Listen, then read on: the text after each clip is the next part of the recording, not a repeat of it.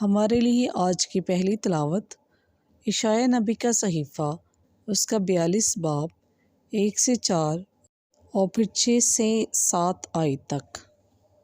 دیکھو میرا خادم جسے میں سنبھالتا ہوں، میرا برگزیدہ جس سے میری جان خوش ہے، میں نے اپنی روح اس پر ڈالی، اور وہ غیر قوموں کے لیے عدالت جاری کرے گا۔ وہ نہ چلائے گا اور نہ شور کرے گا، اور نہ بازاروں میں اس کی آواز سنی جائے گی۔ وہ مسلے ہوئے سرکنڈے کو نہ توڑے گا، اور ٹمٹماتی بتی کو نہ بجھائے گا۔ وہ راستی سے عدالت جاری کرے گا، وہ خود بھی نہ ٹمٹمائے گا اور نہ شکستہ ہوگا، تاوقت تکیہ وہ زمین پر عدالت قائم نہ کرے، اور جزائر اس کی تعلیم کے منتظر ہوں گے۔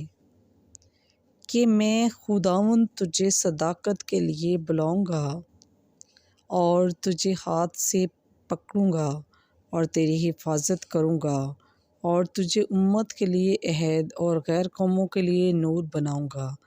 بس پاک کلام کے پڑھے اور سنے جانے پر خداوند کی خاص برکت ہو۔ خداوند کا شکر ہو۔